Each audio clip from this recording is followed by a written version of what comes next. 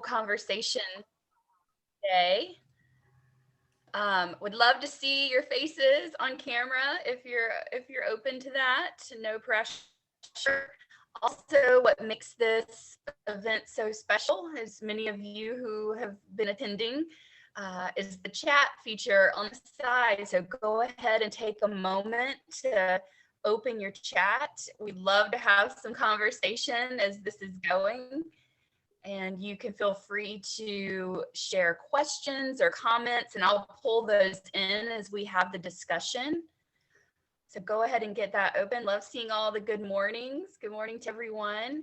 We're going to have a really great conversation today on a very important topic related to our kids, COVID, returning to school, how we're getting ready for all of that. Really excited for our speakers and our conversation. Let's just give it one more minute. We still have some folks joining and we will get started.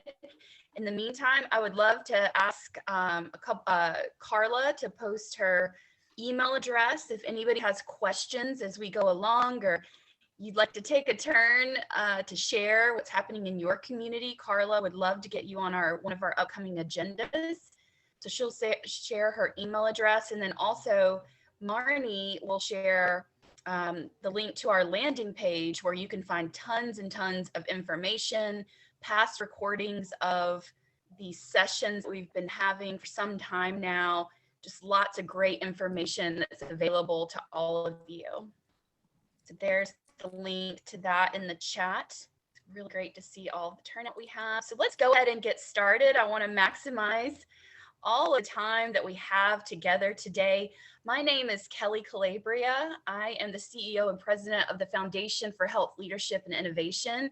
And we are just very honored to be a part of the North Carolina Rural Coalition Fighting COVID.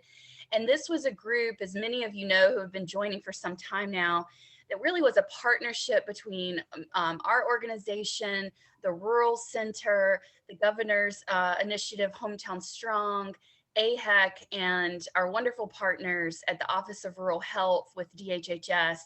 And the idea around these meetings early on was to help push information out around COVID safety, as well as vaccine information. So one of our strategies was to share information, but that was not the only purpose. We really wanted this to be a conversation and a way for us to hear and share what's happening at the community level, which we all know is what really matters. You guys are living and seeing what's happening on the ground. So this has been very much a two-way conversation. So today I'm really excited for us to have a conversation around COVID-19 prevention and vaccine efforts for school-aged children. We're going to talk a lot about our kids, what the pandemic has meant, what we're seeing moving forward, and how we're preparing for back to school. So we have some really exciting speakers who are joining us today. I first would love to introduce our first speaker, Karen Wade of DHHS. Good morning, Karen. Welcome. Karen is going to spend some time with us and update us on the state's efforts to get children vaccinated and back to school. And just a little bit about Karen. She is a senior policy advisor at DHHS. And in this role, she's working across the department to support policy development and help carry out the department's priorities. And during the pandemic, she has been focused on prevention efforts and helping to develop DHHS's guidance. Karen, I can only imagine the insights and stories that you are able to tell and share. And I know we will get so much out of hearing from you. So Karen, if you're okay with it, I'm going to flip it to you to share. And I encourage all the participants to post questions as we go, and I'll weave those in with Karen. Great, thank you so much, and thank you all so much for letting me join this morning. I'm really excited to talk about this topic, and let me share my screen here. I don't believe I can yet, so maybe I'll wait a second if there's access. Okay, perfect. Perfect. And so this conversation is, of course, very timely, and we're really, excited to be able to join and talk about it today because we're doing a lot of planning now, and I'm really looking forward to hearing from folks on the ground what's happening and how we can incorporate that into our planning going forward. So I'm really excited to be here, and thank you again. I just kind of wanted to start off with a little bit of like a graph here that shows our cases by age to give a little perspective of what we're talking about. Thankfully, we're talking about a much smaller population of our COVID cases for younger children. And you can see in the kind of the light and medium greens at the top here is and then the pinks and the oranges are really the population we're talking about. And in perspective, it's a much smaller amount than our case rates, which is something which, was a really good thing that we saw throughout the pandemic, and one of the more promising metrics when we were seeing some of these huge gaps. So it's really important to realize, what kind of case population we're talking about.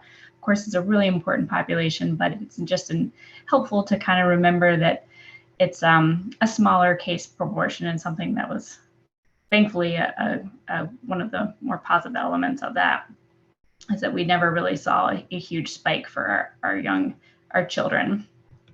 And here's a little bit more of our metrics. You can see our cases here in childcare and K-12 schools, and just overall lower cases and lower school clusters. And a lot of this we're attributing back to the prevention measures that have been in place throughout the pandemic. And the evidence really suggests that there are a lower rate of COVID-19 transmission in primary and secondary schools. And like I said, it's really going back to a lot of the evidence that we found about the prevention measures being really successful in helping to slow the spread in these populations. And so the prevention measure that we're talking about here, I have a kind of a snapshot of our StrongSchools Toolkit, which is what I'm sure everybody's familiar, but it is our public health guidance for schools on the requirements and recommendations of actions they can take to help slow the spread of COVID. When we first started with the StrongSchools Toolkit, there were both Plan A, Plan B, and Plan C, C being fully remote, B being a hybrid, and A being fully in person. And now we're in, mostly Plan A, and also some Plan B remains around with a hybrid of in-person and remote. But this chart here really outlines our key requirements that we have for our schools. And it's familiar with everybody in the pandemic, of course. It's a lot tying back to our 3 W's that we've always been talking about. Wearing face coverings, social distancing where possible, monitoring for symptoms, washing hands, protocols on how to handle suspected, confirmed cases. We have a ton of materials in there, and we're doing a lot of thinking about this right now going forward. But these are the current requirements we have in place, and this is really something we point back to why we've seen lower case rates for this population as well. So I wanted to kind of briefly touch about some new initiatives that we're working on for the upcoming school year. And one is around testing. So DHHS has received federal funding to support screening testing for K-12 schools for the upcoming school year, which we're really excited about. It has not rolled out yet, so this is more of just a preview, but it will allow LEAs and schools to use the funds in a couple different options should they choose so. One is to work with one of our state contracted vendors. So we have vendors that can help set up testing across the state. The other is if they want to work with an independent testing program and providing free tests to schools, so that gives them a little bit more flexibility about how they'd want to implement it. And the third is around hiring temporary school staff to help with testing. And so this funding would be great because I think everybody knows pre-pandemic, and certainly as we're going through the pandemic, how important it is to have more school health support and school nurses. And this funding would allow them to hire temporary support to work on these testing. So that would be a great plus, because that's something that I think desperately need across the state. And this pandemic has only shown kind of brighten the light on that need. So that these are the options they'd be able to use it for. And like I said, that gives a little bit of flexibility to see which one makes the most sense for their school. But at the moment, we haven't rolled it out yet. We're getting ready to release some new materials. So just wanted to give everybody some thoughts on what they can do as they prepare for the school year and as we prepare for this new program to roll out.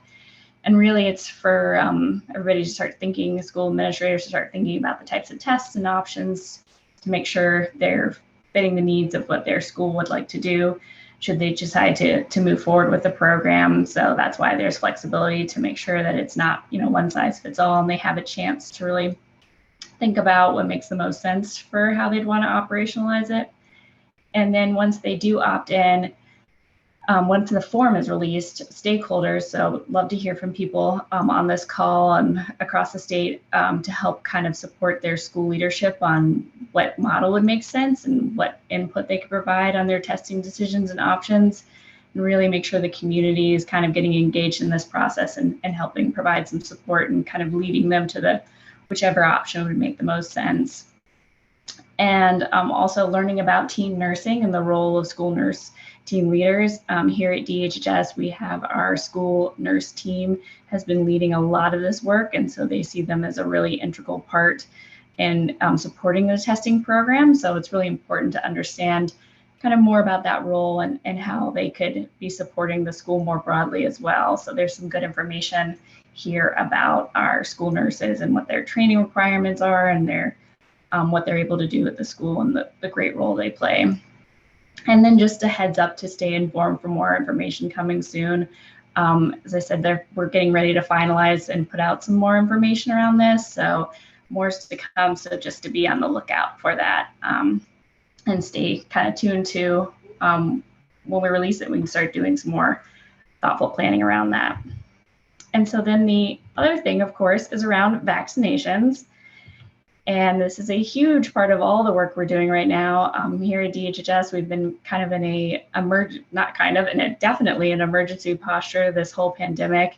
And now we're really focusing all of our efforts around vaccine and promoting vaccines and getting as many North Carolinians vaccinated as we possibly can and helping kind of get through the, we initially started with a limited supply, and now have a much larger supply, and so it's getting to those individuals that may be contemplating still getting vaccinated and how we can help promote vaccines and make it as easy as possible to get vaccinated. And so at the top here you can see where we are in our total population of vaccine rates, so around just a little over 40% for the total population. And then for the 12 plus age, so as I'm sure everybody on this call knows, that vaccines are only eligible for individuals 12 and up.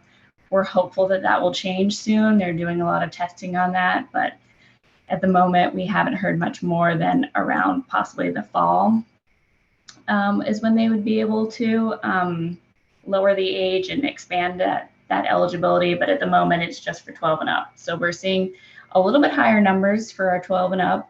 As soon as Pfizer was, available for 12 and up. That's the only vaccine that's on the market at the moment that can. We did see a huge bump of, 12 to 17-year-olds getting vaccinated, which is really exciting to see. And I think a lot of it stems back to the work that schools have been doing. We've seen a lot of great partnerships across the state with schools and local health departments. At DHHS, we can provide and have provided matchmaking with schools and their local health departments to be a vaccine provider. We've surveyed those to see who did not have already an existing vaccine partner, and many of them had already made their connection. Of course, they have longstanding relationships with the local health departments, so that was a natural fit. They can work with other partners as well as local hospitals, health centers, pharmacies. There's a variety of places they can partner with, but we saw a lot of examples of schools partnering with local health departments to put on vaccine events. And the bottom here, I highlighted a couple that we've seen with Providence Day, with Rutherford having an evening clinic, and then in Guilford County, we saw a really great partnership with the FEMA vaccination site was there in the middle of Greensboro. So they had partnered with the schools to take like a field trip really and have a bus take people to get vaccinated there. And they saw a lot of success in getting people connecting them directly with vaccines. And at DHHS, we have a lot of materials a lot of materials around vaccine communications, and a lot of it is directed to the 12 to 17-year-olds. Here's a couple of the resources that we have. We have a lot of social media. So we have this little chat box over on the side is something that you can do with a selfie of why you got shot or you got your vaccine shot. And then we also have Facebook frames that you can put around your picture to say why you got vaccinated. We have specific materials addressing teens and safety concerns and thoughts that parents might have around vaccines. We have things you can post on anywhere, kind of flyers you can put up. We have PSAs directed to them. We just have a lot of materials on our website. So if there's anything that you have questions about or anything that you're seeing a lot of concerns about, we have a really detailed FAQ that might already have an answer to that question. But if not, you can always feel free to reach out, because we'd love to hear what you're hearing from the community that might be driving hesitancy around vaccines. But we just wanted to highlight a few of our resources. We also have presentations, if helpful, too, to give to schools. So we've done have a lot of different tools available. So always reach out if you're thinking you're needing presentations in your community that might be helpful. And then additionally, I just wanted to highlight some of the things that are new initiatives and are coming soon. So one of them, I'm sure you all have heard as well, is around our new drawing. We have 2 drawings. One is for $1 million for those 18 and up. And the first drawing is actually today, which we're really excited about. And then our second piece of that is for the 12 to, 17-year-olds up here. They could be entered in to win a drawing for $125,000 for post-secondary education. So this amount would cover room and board, books, and tuition. It's equal to the a little bit more than the most expensive state school in North Carolina, but you can use it in any institution. We'll have 4 drawings of winners, and basically anybody that's been vaccinated in North Carolina is eligible to be entered into this. And if you have not been vaccinated and you get vaccinated after the drawing has been announced, so I guess for the last 2 weeks, then you're eligible, you're entered into the drawing twice. So you have a better chance of winning. So we're really excited to roll this out. It's a partnership with the State Education Tuition Authority. So they will be winning a 529 account that will help carry along with them through their college experience. And then another thing that we're working on right now is we're doing some back to school guidance, which is why it's so great to be able to talk to you all and hear kind of what you're seeing and how we can inform our back to school guidance. It's really going to be a toolkit for school administrators on the models to promote vaccinations. We have a similar one already for when teachers became eligible. And so it's a lot of the similar kind of steps to partnering with your local health department or other vaccines, as well as communication materials. So we'll have example emails you could send out to students and to parents about the vaccine models, information you can send out to address any hesitancy, ideas for incentives, if you could align it with school drives or possibly aligning it with other events such as sports physicals, messaging around how important vaccines are to returning to normalcy in the fall. We've heard a lot about how important sports are and people wanting to be able to play. So including messaging around, that angle of getting vaccinated will allow you to continue your fall sports and really let us all return to a state of normalcy. And then we were also at this point working on updating our public health guidance as well. So that StrongSchools Toolkit, which I showed in the beginning, and all those kind of different requirements. We're working closely right now to update and look at the requirements and recommended actions and make sure that we're really focusing on the key actions that we want to implement for the school year and the ones that really are providing the most safety and being the most effective at slowing the spread. As we all know at this point, that because vaccines are only available to those that are 12 and up, there's a big portion of our school age population that will not be vaccinated. So it's really important that we continue to be focusing on these preventative measures And so that's, something that we'll be working on right now and hope to be releasing very soon, along with the back to school guidance. And that back to school guidance will also include a lot of the information about testing that I mentioned earlier. And then we're just going to continue to do a lot of outreach through our trusted messengers. We're exploring doing some PSAs with coaches. We did something similar with a lot of the coaches in the college world. We did one with, Coach K and Roy Williams and a bunch of different other schools. So we're exploring doing something similar, working with sports associations and rec leagues to promote events, and just trying to think about any sort of trusted messenger that we can get that information out there.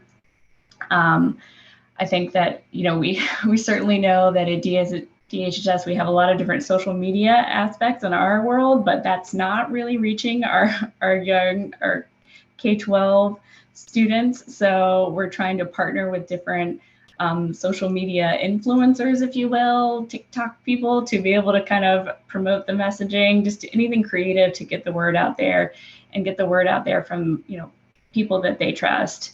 We're also doing, it's not on the slide, but we're also doing a lot of work to kind of help promote our provider enrollment as becoming a vaccine provider, and especially around our pediatricians.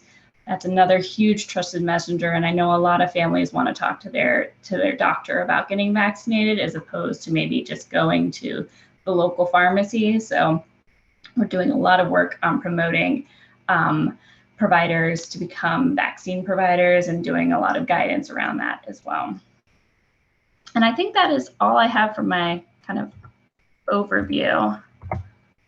Thank you, Karen, for that. It was extremely helpful to see what the department has been working on and the plans and guidance that you're preparing to put out. I would love for anyone in our audience who has reaction to this, or feedback or questions, would love for you to place that in the chat, and I'll bring it into the conversation. This is really a great opportunity for the department to hear from you, from all of us that are really on the ground working in community. So feel free to put anything in the into the chat. I will come back to you, Karen, with some questions that I have, but I want to bring another one of our speakers into the conversation, and that is Dr. Eric Cunningham. Good morning, Dr. Cunningham. Welcome to our conversation. Good morning, everyone. Good morning. Good morning. We so appreciate you joining, and everyone, this is a great opportunity that we have here today with Dr. Cunningham on the call. Dr. Cunningham is the superintendent of Halifax County Schools. So talk about being on the front lines of all of what you just heard from the department perspective. Dr. Cunningham is working in his county to, I'm sure, Dr. Cunningham, begin to think about how all of this is going to be put into action to bring kids safely back into school. So let me tell you just a bit about Dr. Cunningham. He strongly believes in his responsibility is to lead by example, as he strives to provide guidance, motivation, and protection in pursuit of excellence to the greatest and most important assets of Halifax County, which is the children. So Dr. Cunningham, you have wonderful experience. I would love to turn it over to you and really just hear your perspective of how you within your county have navigated through the pandemic, and now with the availability of vaccines for certain levels of kids, certain age groups, into the new school year coming up, and some of the insights you're seeing and would love to share with the group today. Absolutely. First of all, again, I'd like to say thank you very much, and thank you for your kind words, Kelly. Yes, I am the proud superintendent for Halifax County Schools, and believe it or not, I'm completing my 5th year here. Now, I have to say that, my 5 years here has been an eye-opening experience, and that experience has helped shape me, not only as an educator, but also as a father and a role model. When you walk into an area with what I call the waves, and they're so big in Halifax, it just really, really forces you to take your blinders off. And I'll open up with this simple story. I started here in 2016. After just trying to become a superintendent for a very long period of time. And so I arrive here, I jump on a bus. I get on this bus and I'm excited to be with the kids. We keep riding up to a little place we call Medoc Mountain. Near the Medoc Mountain State Park, I see several people doing this, if you can see me. I tap the bus driver on the shoulder and I go, wow, it's nice to have some good spring water coming into the house. He said, yeah, it's nice, especially when you don't have water in the house. Sat back and I said, okay, this 2016. We keep going. And then I see these other parents in poverty-stricken areas, getting their kids out on the bus at 6 o'clock in the morning, that I was just shocked. There are just certain things that I thought we all had. And I began to see the disparity. And then I'm challenged to give them a sound basic education, which is their constitutional right. And at that time, I felt inadequate. I was so moved on that bus that I could not contain the tears that were running down my face. Because here I am, a first-year superintendent, and you actually think you're Superman when you finally break through. And you're beating your chest, and then you find out your limits and the waves. But let me tell you what happened to me on that bus. The kids started rubbing me on the shoulder. And guess what they said to me? You're going to be all right, Dr. Cunningham. It's just the first day of school. Man, I sat back on that bus and I said, woo, my babies are resilient. And I have to admit that day I had to do some recommitment, to myself. This was not just an opportunity to move up the career ladder. This was an opportunity to change lives, which is what we're all called to do. So it is, so I made a commitment in 2016 that I was really going to chart a new course and really try to make a difference in the lives of our children, not only with our children, but with our entire community. So with that being said, it is always a privilege to talk to you a little bit about what is happening since 2016. And then we roll up on 2020, March 16th, 2020. That's a day I will always remember, as you all would, all are, because in Halifax County, that's when we had to pivot. We shut down everything in Halifax County. So when COVID hit in 2020, we had to develop a plan. I mean, just a straight plan on how we were actually going to do that. And we had to start from the top. And that began working with our school board to give us the freedom and the flexibility, and then to provide the leadership that we needed in order to pivot. And you're going to hear me use that word pivot an awful lot, because that is what all superintendents, as well as this board, is doing as well. For those who don't know Halifax County, we have a vision and mission, and it's just simply to focus on the needs of all students by empowering them to be successful global residents. And we will do that by creating a supportive and positive learning environment to address the needs of the whole student in partnership with everyone. Everyone, and I mean everyone. We always ask ourselves these three basic questions: where are we now? Where are we going? And how in the world are we going to get there? We just don't set out there saying we're going to go to Miami. We have to chart a course here in Halifax. So we ask ourselves these three guiding questions. We call this our pandemic voyage. And our pandemic voyage, we've kind of broken it down into 3 phases. Phase 1 was March 16th through June 10th. That's when we were all in these uncharted waters. Phase 2, we consider June 11th to August 3rd. We call it riding the waves. And then phase 3, we anchored down. And that's where we are right now. Well, when we first hit with these uncharted waters, our focus was safety. Our focus was to keep everyone working, because we could not add to the unemployment rate. So we had to figure out a way, how do we keep everything moving in this new normal? And we did that and address all of the waves. And we have a massive food shortage here.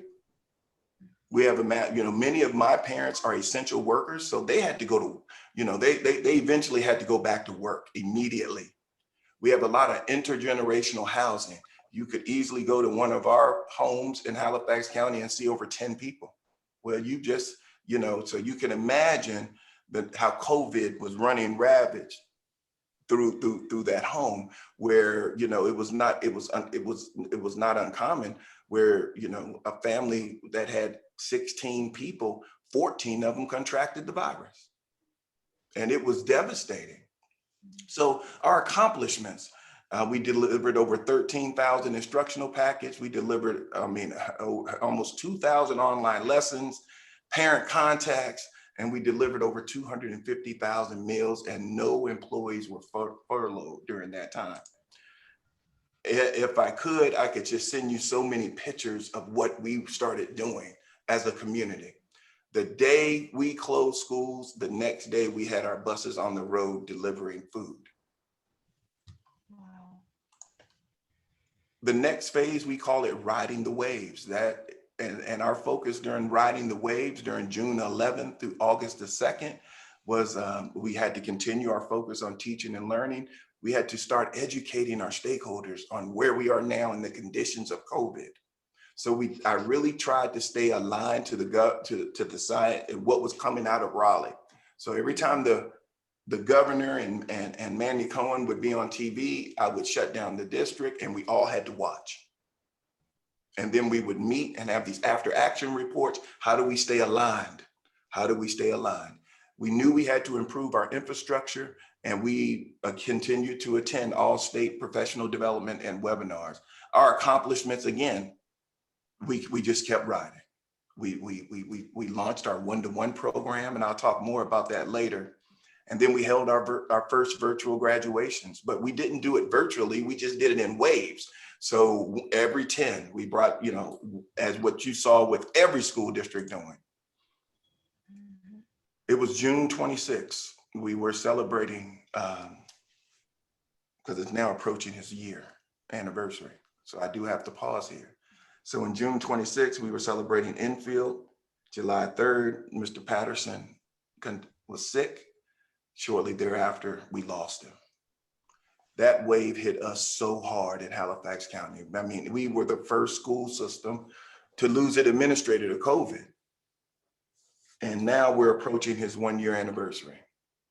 And he is gone, but he will never be forgotten. And he will live in our hearts forever. Moving on, we created these 2 strike teams. I am very process oriented. And if you ever go to our reopening the school webpage tab on our webpage, and you click on reopening of schools, you're going to see a lot of process maps. Process. I kept drilling into it. We have to follow these processes. So we created these maps on how we're going to handle our processes. And you can click on to our webpage and you will see all of it. You'll see a fishbone diagram, which talks about all of the issues, our people, our environment, our methods, our measurements, our equipment, and our materials, all pointing to a safe and successful academic year for all of our students. You will also see when we began to anchor down. Again, anchoring down was our phase. We entered into phase 3, which was the beginning of this past school year. And that's when we continued our focus on safety and sanitation, our nutritional services, our instructional services, and setting our expectations. During that time, we served an additional 225,000 meals. We implemented our one-to-one Chromebook program. We handed out almost 800 hotspots during that time.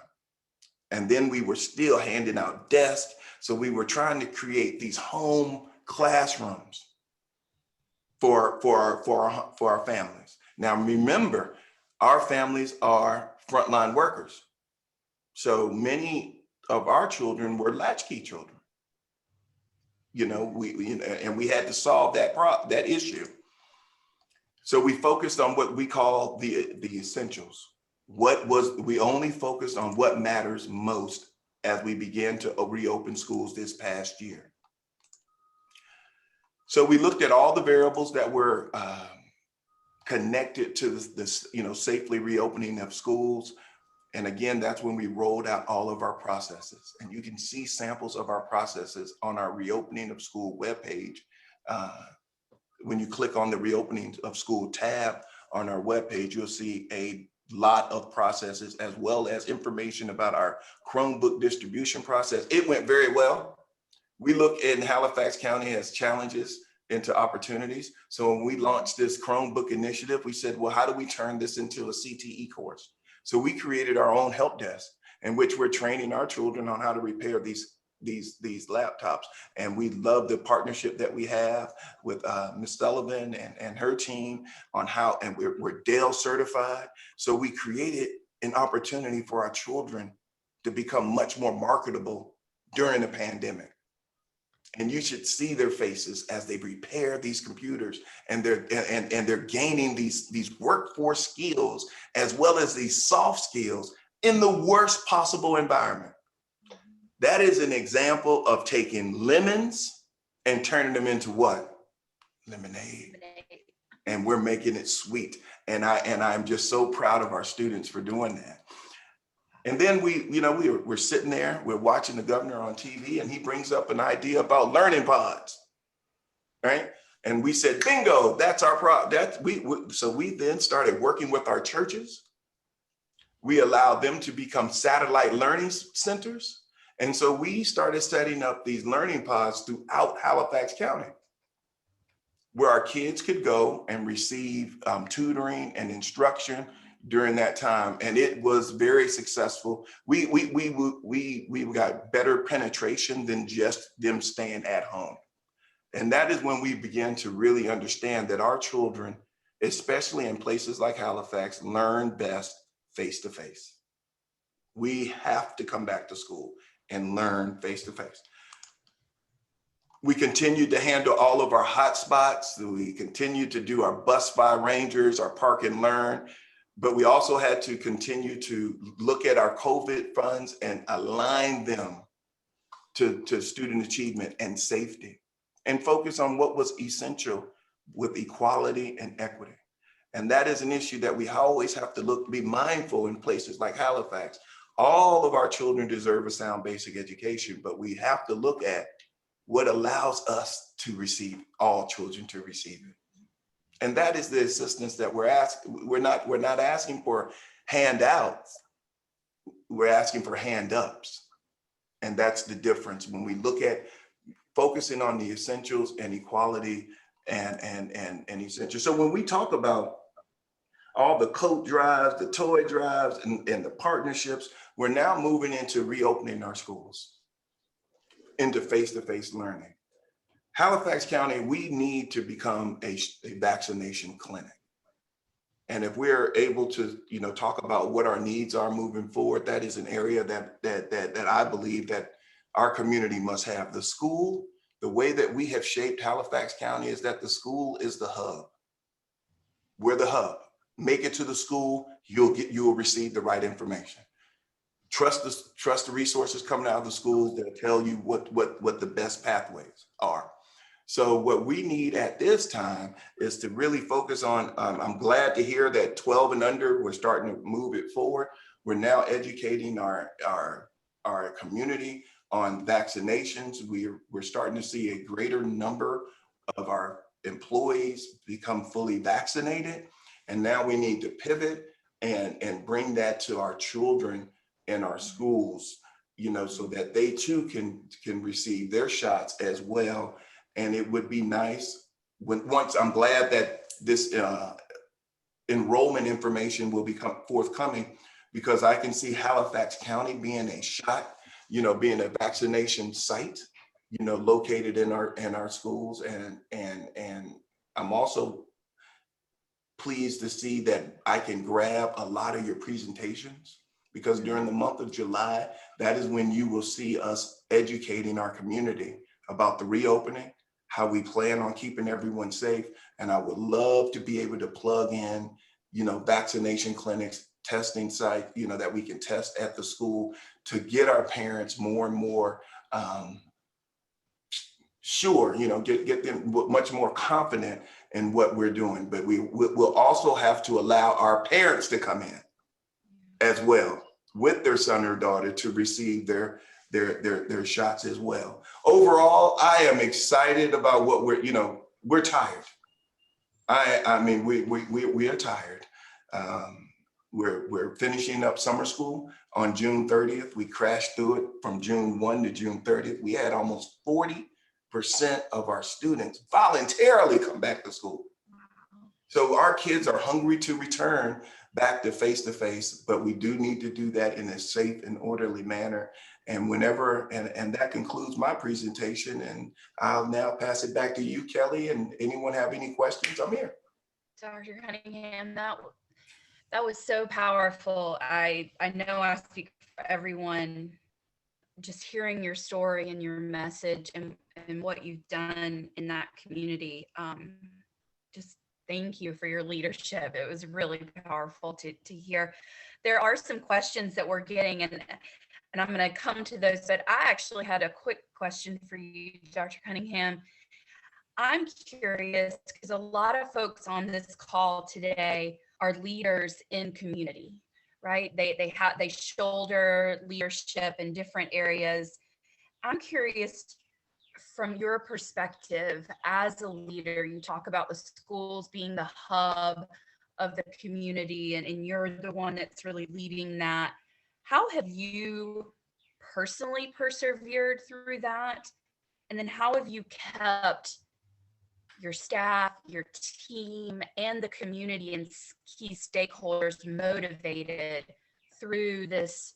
I love the metaphor, the journey that you've been on, the wave, into anchoring down.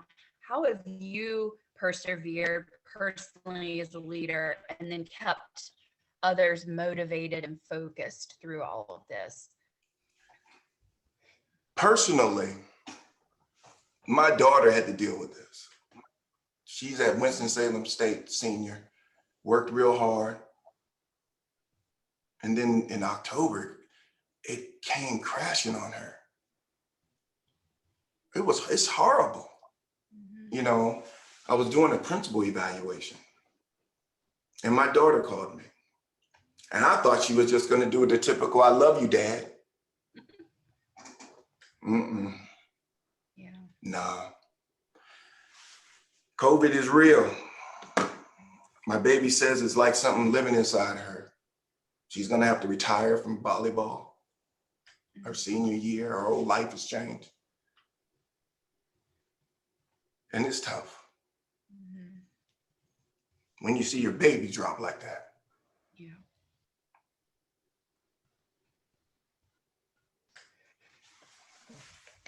Yeah. I'm sorry. Yeah. No, I appreciate you being so vulnerable and open with all of us. And I think and that's what many of COVID us has have taught us to that. do. COVID taught us to embrace our imperfections. Right. I read a lot of Brene Brown, if you know who Dr. Brown is, and we talk about embracing our imperfections, right? And knowing that I don't have nail scars in my hand, so we're doing the best we can. So for me personally, that's what I have done. I recognize that I'm not perfect. I'm not Superman.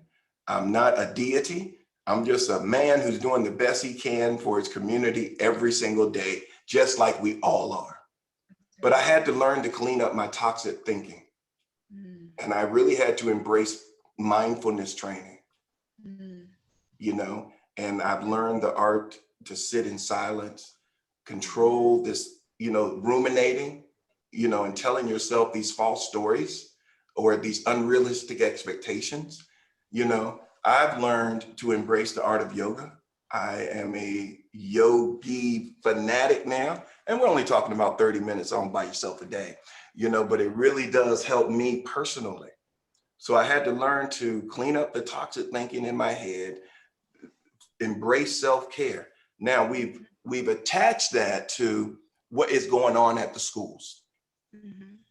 We did receive another grant in which we are installing chill out rooms in every elementary and middle school. A chill out room is simply what it means. Go there. I'm gonna put a big massage chair in there. I'm gonna put some things in there that you can go and just get yourself together before you hit that, before work. Children, when they get off the bus, if they're disruptive or if they're not looking right, send them to the chill out room where the school nurse and the counselor's there. And then they can get themselves together and then go back into the group. So those are some things that we're doing, as they become extensions. We're embracing mindfulness training. We have a show called Sweet Tea with Dr. C, which is offered monthly, in which I'm inviting parents and guests and partners and people who have risen above these waves, to share their stories with the community. That concept of universality is a very strong concept, that we're not in this alone. So when we attach and we share, we then link together, because now we have what I call that shared shared pool of meaning. So really, we're just I learned this strategy in Ireland when I was traveling there with Worldview. They told us, if you have an issue, go to a tree. A tree can keep a secret. You can tell that tree anything. And so if you ever were to come in Halifax County and you see a couple of people talking to a tree, that is us. That is how unloading our issue. Well, I love that. Let me go to a question from Brenda James on the call. Brenda, thank you for posting a question. And this one for you, Dr. Cunningham. She says, I know that there were 4 portable sites at Franklinton Center at Bricks. Were families able to come to that site from Halifax County? And also, how do families from Edgecombe and Halifax counties work together to help our students with the vaccination, as well as online learning with families without technology in the home? And Brenda, feel free to jump in if I missed any part of your question. Dr. Cunningham, any thoughts on that? It kind of broke up a little bit. So did she write that down? Okay, my bandwidth is low. It's in the chat, sir. Look in the chat box. Oh, I'm sorry. Yes, I apologize. Yeah, it's in the chat. Okay, I see it. Worries. It's in the chat. We believe, yes, in the meantime, if welcome to Halifax County, where the connectivity goes up and down. Let me know. Goes high and low. Dr. Cunningham. Okay. Can everyone hear me? Yes. Okay. Yes. All right. We consider the Franklinton Center to be in Halifax County because we use it so frequently. It's just right over the line. I have to be reminded that it's in Edgecombe County. I know. So yes, our families do. We do a lot of things at the Franklinton Center, and our families are very familiar with the Franklinton Center. But I just need to let you know that Halifax County is 732 square miles when you include water. So if you're driving from the Scotland Neck area to the Franklinton area, it could be 30 minutes, okay? And that is why we have to, spread those resources out, even though, because gas is a bill here. Mm-hmm. Gas is a bill. And our parents, they budget their gas like they budget everything else. So, right.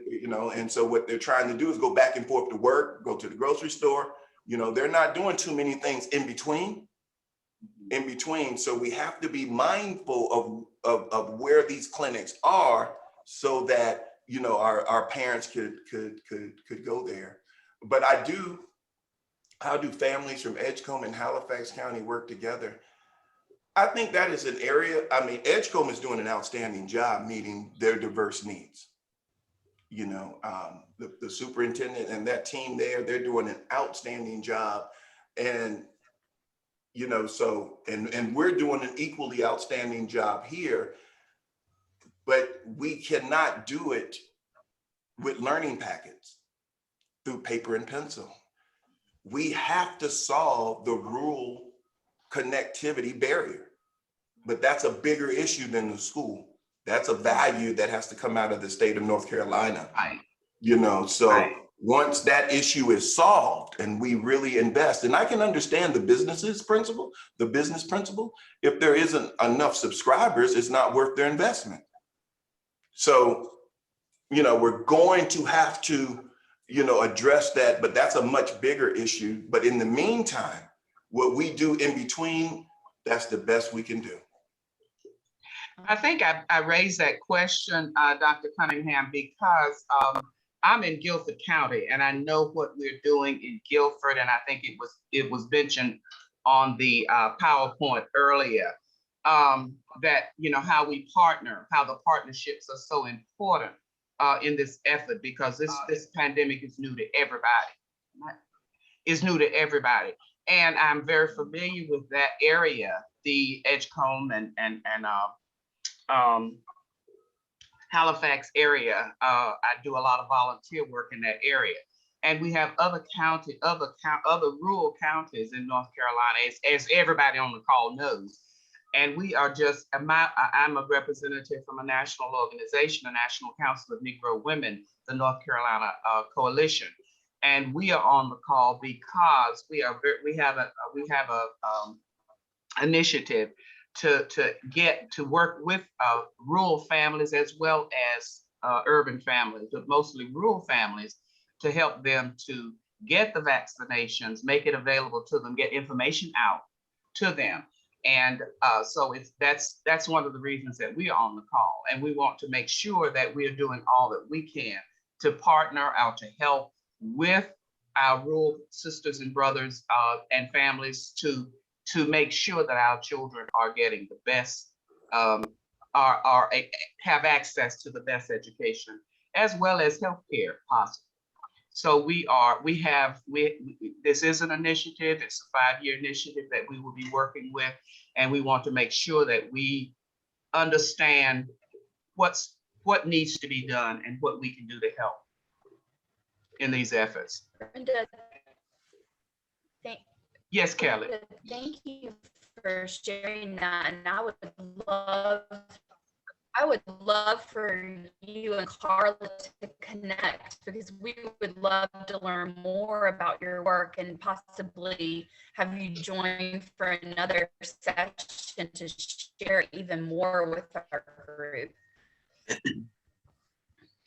Okay. All right. Okay. Am I cutting out? Yes.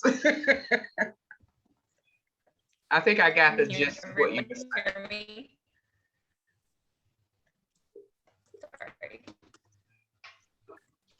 Sorry. Carla, can everyone hear me okay? Sorry, I couldn't tell if okay. Kelly, you're breaking up. To connect, to hear more, so we can spotlight you on a future call. We are coming close on time, and I just want to thank our speakers for today. And it was such a powerful conversation. Oh, sorry. Go ahead, Carla, you wrap up. Thank you, Kelly. Sorry for that. Just thank you so much to Karen and to Dr. Cunningham, and also for Brenda. We really appreciate your comments, and we did hear from you, Kelly. We've already connected in chat, Brenda and I, but I know that I learned a lot this morning and was very inspired by you, Dr. Cunningham. So thanks again for being with us. We appreciate your leadership, and we just appreciate all of you for your time and attention today. Our next webinar will be July 23rd, and you will receive information about that. We'll send out messaging about the webinar. Again, if you are working in community and you are helping, it doesn't matter where you are in North Carolina, but you're on the ground working, please reach out to me. We'd love to share your story with folks from across the state. With that, I'll just say thanks to all for your participation today. Take care. Thank you. Thank you, everyone. Have a great day. Thank you. Everyone. Have a great day. Thank you, Karen. You were an excellent host. Yes.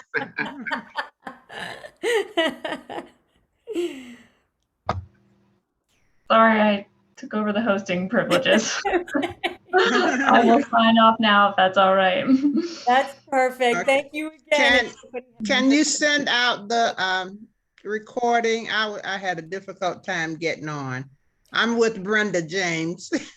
I invited her, so I'm glad she got on because I had a difficult time getting on. I will definitely send you a link to the recording. Not a problem.